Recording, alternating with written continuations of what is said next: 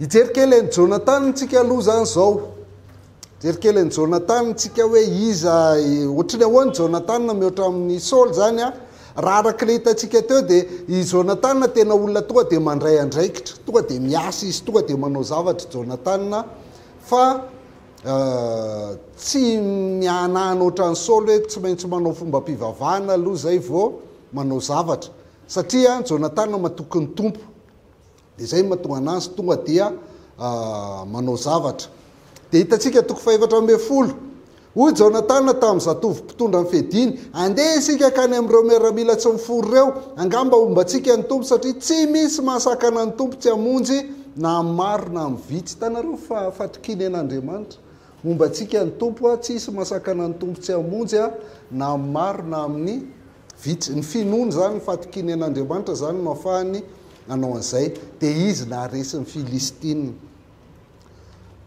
Na vitsy ary izy dia izy afaka mandresy ny Filistina foana eo anatrehan'izay satria eo le fanampian'ny tompo le hitantsika teo zany hoe miampy fanampian'ny tompo dia mandresy foana izy satria matoky ny tompo izy. Zay ny amin'ny Jonathan mihoatra amin'ny Saoly teo zany. 410 tsika zao, 410. Tokony ho 20 lany matiny aloha.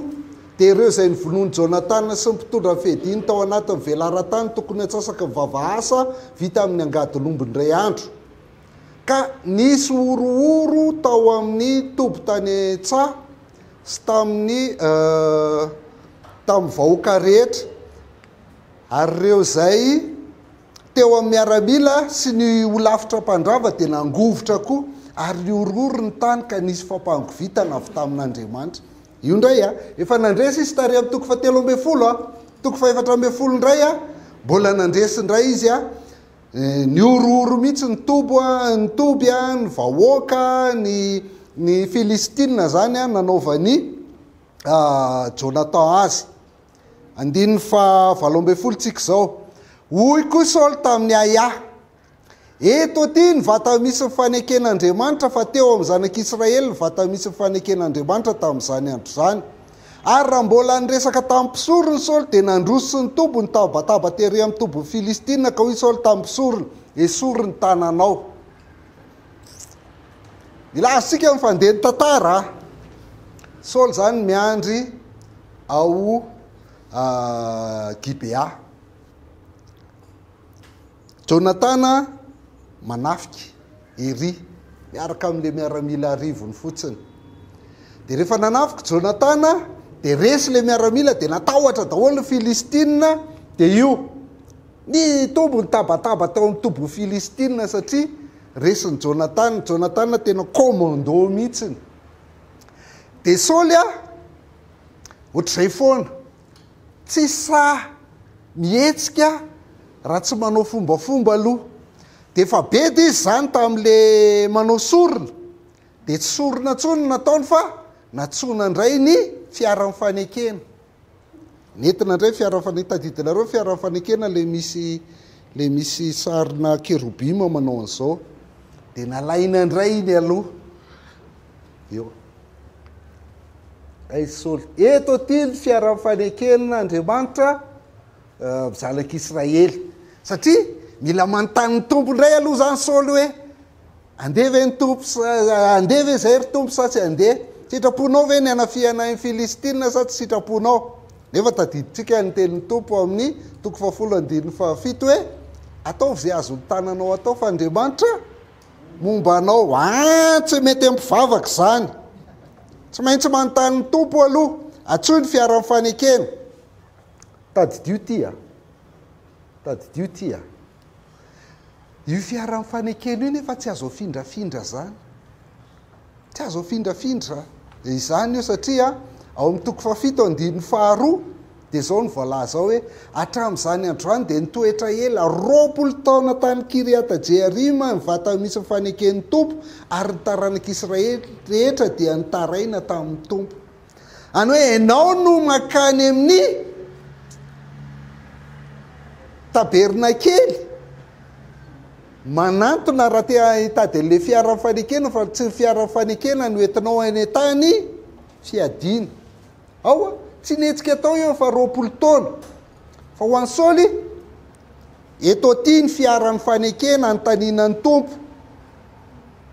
io eto ty ny vata misy faneken'Andriamanitra anontanianany tompo de inona ny tranga rehefa hita fa manomboka resy ny filistina fa mitabataba de hoe esory indray tananao ohatrany tsy ilaina indray le izy zay tsy ilaina indray le izy rehefa tsara ny tantana sany mpivavaka tsy mahasa manao zavatra mihitsy ohatrany hoe tiana be raha ny sujet tena faran'be mpangataka indrindra koatra fitiavana sy ny sexualité ho an'ny tanora de ny sitrapon'Andriamanitra hoana ny afantarana ny sitrapon'Andriamanitra tiany olona mihitsy io tena te afantatra mihitsy izy hoe le ba fotsy ve sa le ba manga nanaovako androany zany ny sitrapon'Andriamanitra tadiaviny fa hoe anota ve za androany sa tsy anota tsy any ny olana ba fotsy sa ba manga satria raha vao ba fotsy zany a ka zay ny tian'Andriamanitra de mahomby tahiny tompo androany de mety daholo ny ataoko fa raha ba manga ny nanaovako nefa fotsiny tiany tompo anaovako a de lasa tsy mety ny ataoko zay kay makizitina anahy io ka le ba nanaovako natonga an'io le ba ho a mahasositra mihitsy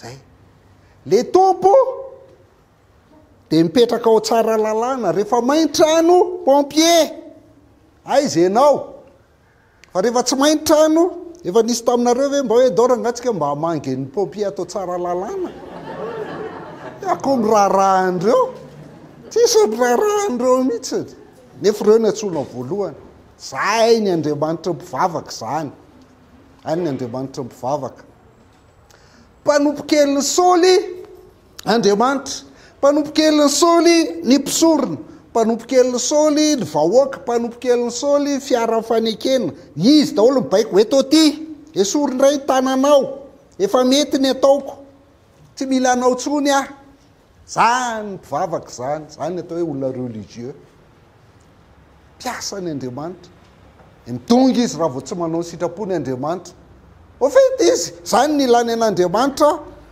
sitrapo amin'ny bakirary fa akoatr'izay Andriamanitra manao sitrapony Andriamanitra ny tsy maintsy manao sitrapony nangataka an'ity aho me ho aizy ty ty avelako anao raha tsy tahinao androany zany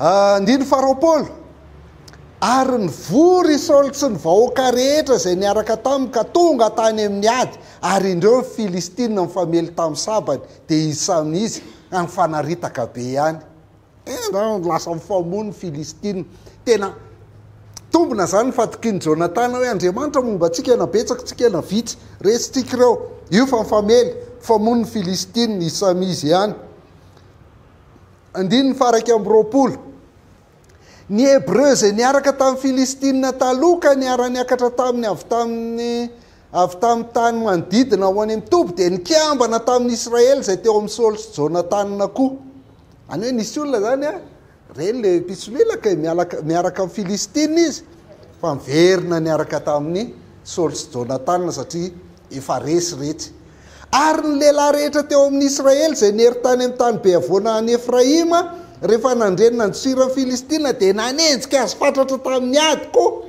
namonjy ny Israely ny tompo tamin'izany andro zany ary nihitatra trany ambadiky be tavena ny ady tena hoe nandresy ry zareo efa mifamely de le olona nitsoka rehetra ny ala taloha verina daholo nanampy Saoly sy Jonatana namely de tena hoe zay namonjy ny Israely ny tompo tamin'izany andro zany nihitatra trany ambadiky be tavena ny ady lasa zao namonjy ny Israely ny tompo verina ny Hébreux ny ala eto zany tokony hoe tanteraka amin'ny fandreseny vitany amin'ny filistina tokony hoe tsy mahare filistina tsontsika ho arinan'io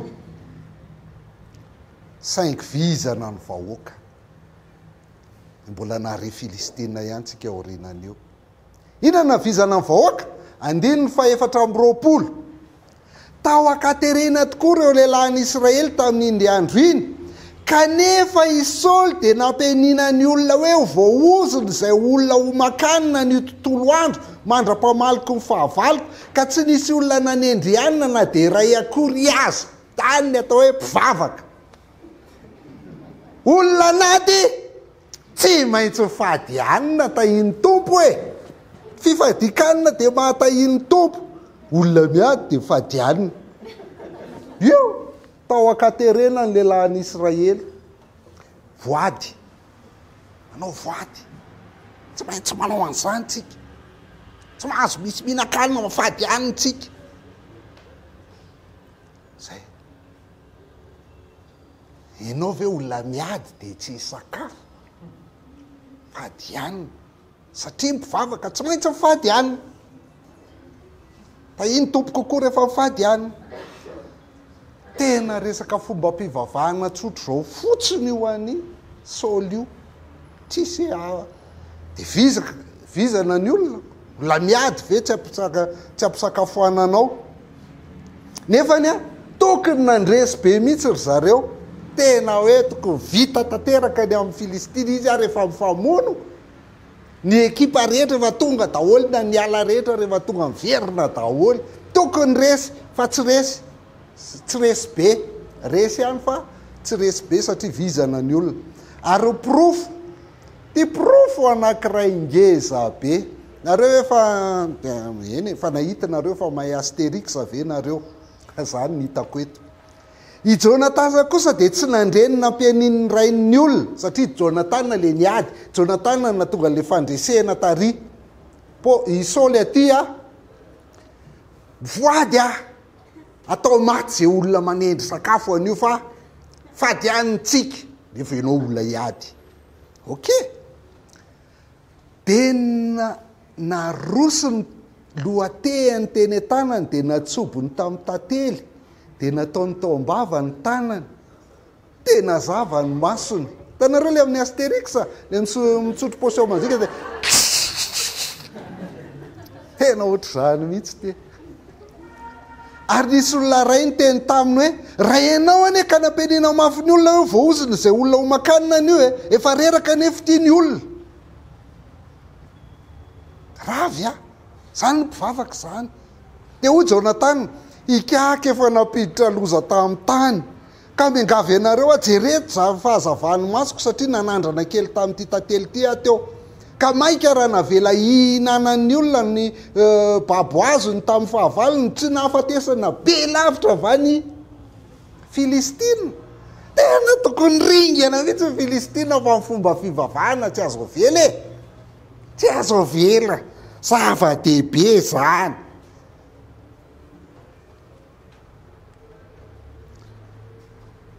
Andiny faraka amin'ny telopolo. Ary namely mafy ny Filistina izy ireo tamin'iny andro iny hatramin'ny Mikimasy ka hatrany alona.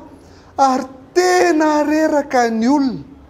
Dia nirohatra nakeo amin'ny babo ny olona ka nakaondry amanosy omby zanak'omby dia namono azy teo amin'ny tany ary nohan'ny olona mba amin'ny rano zany. Nanotany efa ran'ny olona. Nanotany efa ran'ny olona. Zay mihitsy ene le niresahanao amin'ny Kolosiana 2:2-20 sy 7-20 hoe misy olona manao fivavahana aitraitra mampifadianina dia manao lazainao fanetretena le izy kanefa tsy mahasakana fampanarahnana ny nofo. Jereo ny vidéo gasy MMB momba ny fifadikanina dia tsy izy dia hitanao any zany. Tsy hoe contre fifadikanina amin'ny fahaefatra farany amin'io sery fifadikanina io dia hitanao inona ny antony ifadiana any ao anaty baiboly. Fa tsy zany. Fa nanomboka tamin'ny karem zao ny Ramadan Silamo tsy misakafo amin'ny atoandro fa rehefa vao midiny io masoandro io. Io mbola misy kely, io mbola misy kely. Efa lasa enana be amin'izay. Io rao. Nanota zavatra tsy azo atao ny mihinana sakafo. Mihinana raha. Fa itiny nataon'ny Saoly. Deutéronomie 5:20-4 aza manakombo ny vava. manakombona ny vavan'ny omby mively vary.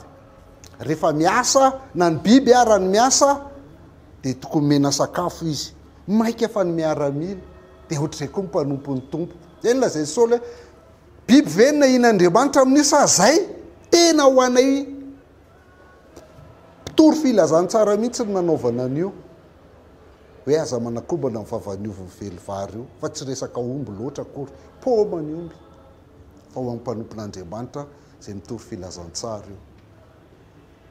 Levitikosy 17 milaza hoe tsy azo atao ny mihinana rà.